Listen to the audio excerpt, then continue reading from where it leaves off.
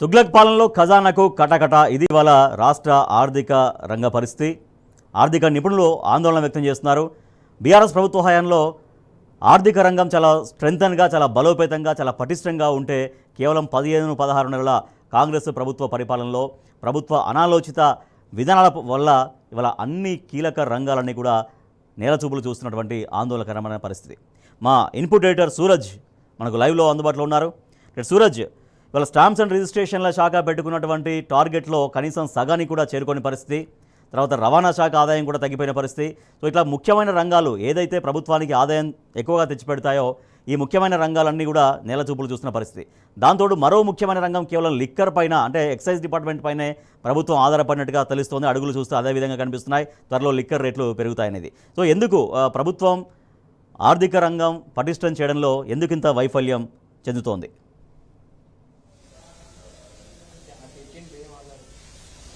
రాజేష్, ఇక్కడ ప్రధానంగా రెండు కారణాలు చెప్పుకోవచ్చు. ఒకటి, దూరదృష్టి లోపించడం ప్రభుత్వానికి లేదా పాలకులకు.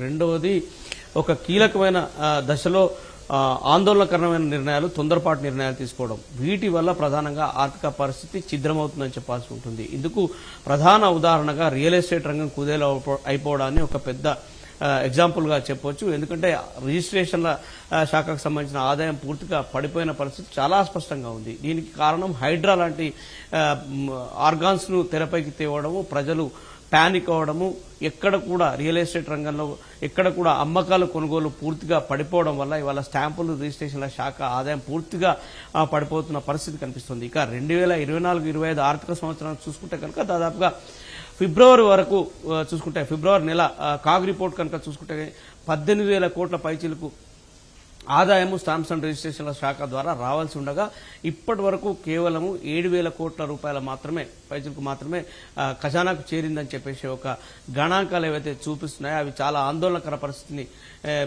ఇండికేట్ చేస్తున్నాయని చెప్పేసి కూడా ఆర్థిక విశ్లేషకులు భావిస్తున్నారు.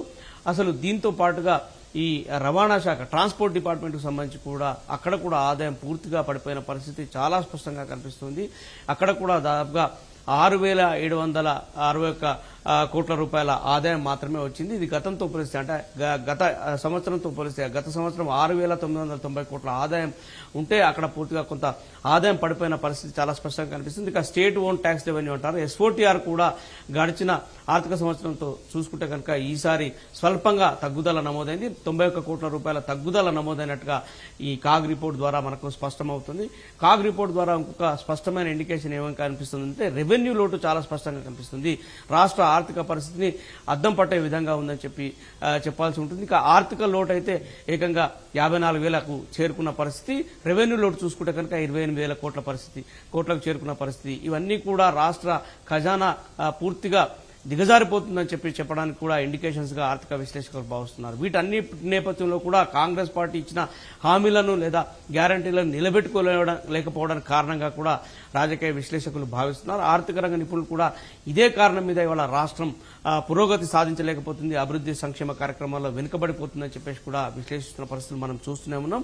ఈ నేపథ్యంలోనే రాష్ట్ర ఖజానాను అయితే పూర్తిగా అప్పుల మీద ఆధారపడడం, లేదంటే ఎక్సైజ్ శాఖ పైన ఆదాయం పైన ఆధారపడడం, సో అంటే అప్పులే మార్గంగా కనిపిస్తుందా ప్రభుత్వానికి? ఎందుకంటే ఇప్పటికే విపరీతంగా అప్పులు చేసినటువంటి పరిస్థితి. ఈ అప్పులు ఇలాగే కొనసాగితే ఇక రాబడి పోవడంతో మళ్ళీ డెఫినెట్గా మళ్ళీ అప్పు చేయాల్సినటువంటి ఒక తప్పనిసరి పరిస్థితి. సో ఇట్లా అప్పులే అంటే ఎట్లా పెరుగుతాయి? ఎంతవరకు ఆందోళన కనిపిస్తోంది అప్పుల విషయంలో?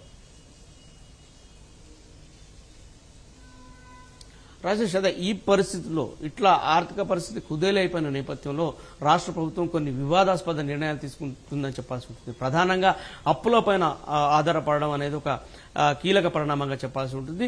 ముఖ్యమంత్రి రేవంత్ రెడ్డి స్వయంగా ఒప్పుకున్నారు. 1,58,000 కోట్లు ఆల్రెడీ చేసేశాం ఈ ఆర్థిక సంవత్సరంలో చెప్పిన పరిస్థితులు మనం మరవద్దు.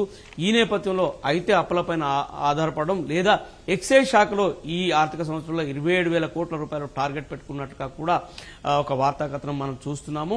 అంటే రానున్న రోజుల్లో ఆబ్కారీ శాఖలో ధరలు పెంచేందుకు ప్రభుత్వం కసరత్తు చేస్తున్నట్టుగా స్పష్టమైన సమాచారం అందుతోంది. ఒక్క బాటిల్ పైన అంటే ఎక్సైజ్ శాఖ నుంచి ఇప్పటికీ ప్రభుత్వానికి 2 ప్రతిపాదనలు అందినట్టుగా తెలుస్తోంది. ముఖ్యమంత్రి జపాన్ పర్యటన ముగించుకొని రాగానే ఈ 2 ప్రతిపాదనల్లో ఏదో ఒక దాన్ని ఖరారు చేస్తారని చెప్పేసి కూడా ఒక స్పష్టమైన సమాచారం వెలువడుతుంది. దీంట్లో ప్రధానంగా చూసుకుంటే కనుక ఒక బాటిల్కు 10 రూపాయల చొప్పున ఒక ప్రతిపాదనను ప్రభుత్వానికి ఎక్సైజ్ శాఖ పంపింది.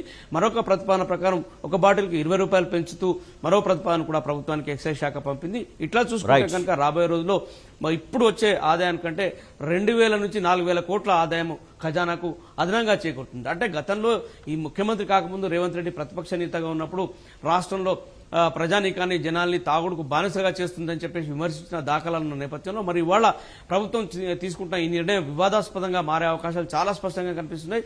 గతంలో కూడా బీరుకు 10 రూపాయలు పెంచి ఖజానా నింపుకునే ప్రయత్నం పాలకులు చేసిన పరిస్థితి మనం చూసే ఉన్నాం. మరొకసారి ఎక్సైజ్ పెంచి ఖజానా నింపుకునే ప్రయత్నాలపైన ఆర్థిక విశ్లేషకులు విరుచుకుపడుతున్నారు. ఇది ఖచ్చితంగా ముమ్మాటికి రాష్ట్ర సంక్షేమానికి శ్రేయస్కరం కాదనే ఒక అభిప్రాయాన్ని కూడా వాళ్ళు వ్యక్తం చేస్తున్నారు. Rajesh, right, thank you Suraj. అది రాష్ట్ర ఆర్థిక పరిస్థితి పూర్తిగా నేల చూపులు చూస్తున్నటువంటి పరిస్థితి. రియల్ ఎస్టేట్ రంగం తెలంగాణ రాష్ట్రం ఏర్పడిన దగ్గర నుంచి ఇప్పటిదాకా చరిత్ర తీసుకుంటే ఇంత కనిష్టం అంటే ఫిబ్రవరి కాగ్ రిపోర్టు ఇచ్చినటువంటి ఆ రిపోర్ట్లో చూస్తే 38% మాత్రమే టార్గెట్ రీచ్ అయింది. సో అది చాలా ఒక పూర్తిగా పతనం దిశగా రియల్ ఎస్టేట్ రంగం ఉంది, పూర్తిగా స్తంభించినటువంటి పరిస్థితి. సో దాంతో స్టాంప్స్ అండ్ రిజిస్ట్రేషన్స్కి ఆదాయానికి పూర్తిగా గండిపడ్డటువంటి పరిస్థితి. తర్వాత రవాణా శాఖ నుంచి కూడా ఆదాయం అనేది పూర్తిగా పడిపోయింది. ఇక కేవలం ప్రభుత్వం నమ్ముకుంటే అప్పులు లేదంటే ఎక్సైజ్ డిపార్ట్మెంట్ దీనిపైన మాత్రమే ఆధారపడింది. ఒకప్పుడు బీఆర్ఎస్ ప్రభుత్వ హయాంలో బలమైనటువంటి ఆర్థిక పునాదులు వేసినటువంటి వ్యవస్థని పూర్తిగా రాష్ట్ర ప్రభుత్వం కాంగ్రెస్ ప్రభుత్వం నాశనం చేసింది అన్నటువంటి ఆందోళన ఆర్థిక నిపుణులు వ్యక్తం చేస్తున్నారు.